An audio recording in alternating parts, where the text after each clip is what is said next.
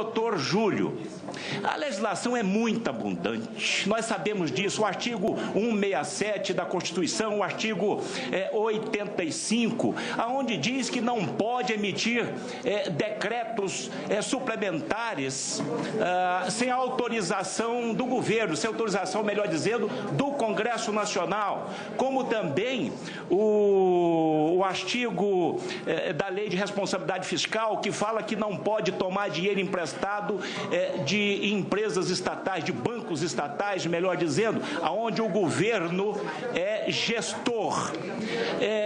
Então, a legislação é extremamente abundante, nós não temos tempo para discutir agora.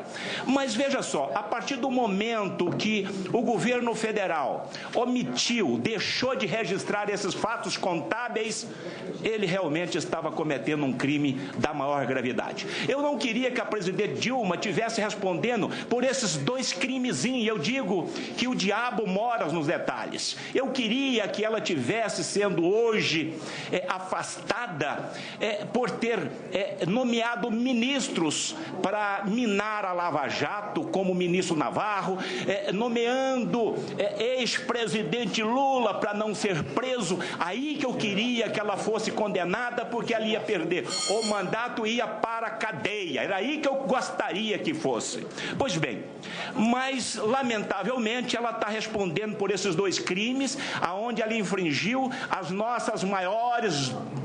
duas maiores leis do país, que é a nossa Constituição Federal e a lei orçamentária. Este é o fato. E contra esses fatos não há argumento. Os petistas podem rebolar do jeito que quiser, que eles não vão conseguir ter resultado. Eu só queria fazer uma pergunta a Vossa Excelência, a Vossa Senhoria, doutor Júlio. Fale só um pouquinho sobre o crédito, ou melhor, sobre o contrato de mútuo, porque eles dizem que essa safra agrícola, isso não é empréstimo. Então, gostaria de ouvir do senhor, que o senhor falasse então sobre o contrato de mútuo para nós. Por favor, doutor Júlio. Com a palavra, a testemunha, doutor Júlio Marcelo. 3 minutos. Obrigado, senhor presidente. Obrigado, senador Thaídes. Não há formalmente um contrato de mútuo celebrado entre o Tesouro e as instituições federais que foram objeto dessas fraudes fiscais. Há uma situação forçada de concessão de crédito imposta pelo abuso do poder do ente controlador sobre a instituição controlada. Então, o que há é uma situação de fato criada a partir desse abuso de poder, em que o Tesouro, deixando de transferir recursos para essas instituições, destina esses recursos para outras despesas públicas. O fato destas transferências virarem um passivo perante esses bancos, não registrados no Banco Central, cria um espaço fiscal para que o contingenciamento no montante necessário deixe de ser realizado.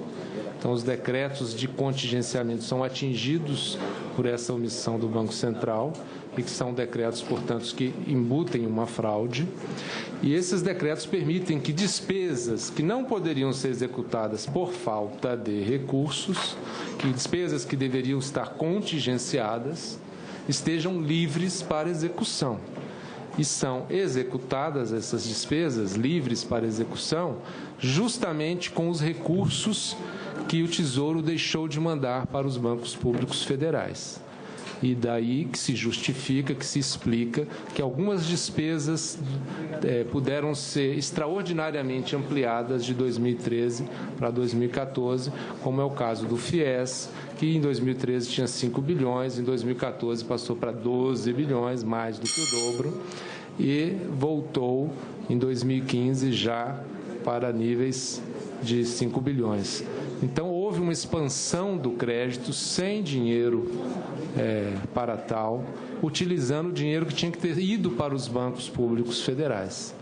Então, essa é a operação de crédito que foi realizada, é uma operação que se constitui a partir do abuso do poder de controlador da União sobre os seus bancos federais, criando uma situação de cessão de crédito forçada indiretamente sobre esses bancos.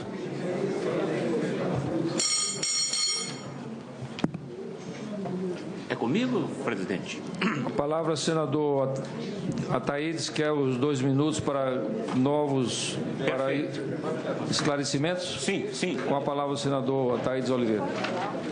Pois bem, a respeito da emissão indevida de créditos suplementares, que a lei é extremamente abundante, nós já conhecemos, o povo brasileiro já tem conhecimento.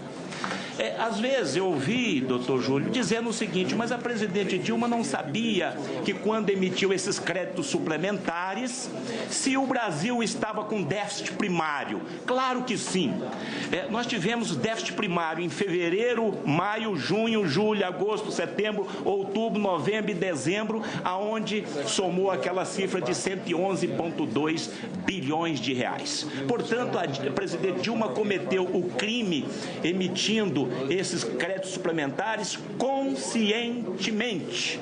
Aqui está a relação desses débitos, ou melhor, desses déficits primários mês a mês. Então, ela realmente sabia. Então, não há o que se discutir com relação a esses crimes cometidos, que ela está sendo hoje afastada e será cassada o seu mandato. Mas eu gostaria, doutor Júlio, essas famosas pedaladas, tomar esse dinheiro emprestado de estatal, conforme são vedados de acordo com o artigo 36. Isso não configura um contrato de mútuo, ou seja, um contrato de empréstimo, sendo que essa diferença de taxa de responsabilidade do governo não configura um contrato de mútuo? A palavra, a testemunha do doutor Júlio Marcelo.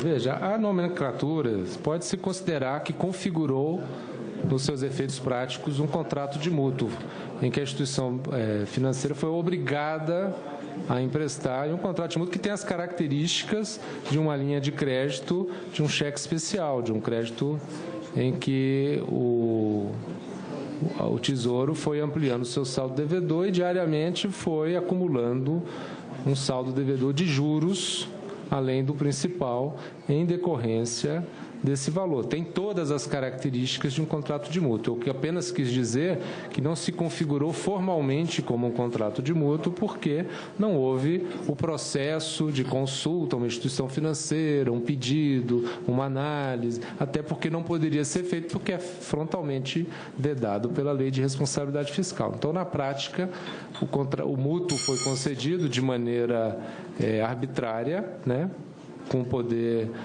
executivo abusando do seu poder de controle sobre as instituições financeiras. Só o minutozinho, presidente, eu tenho? Um minuto. Pois bem, doutor Júlio. Então, evidentemente, que consolida o meu entendimento. É sim um contrato de mútuo. Se é um contrato de mútuo, evidentemente, é um contrato de empréstimo, né? Lamentavelmente, né, nós não tínhamos o conhecimento desta irregularidade. E, conforme bem Vossa Senhoria colocou, não foi assinado esse contrato de mútuo porque não poderia, não é? Então, essa história de que o Plano Safra não tem nada a ver com o governo federal, isto é engodo, isso é mentira, não é? Tem sim, configura um contrato de mútuo e pior, não foi assinado esse devido contrato de mútuo. Eu agradeço Vossa Senhoria mais uma vez. Muito obrigado.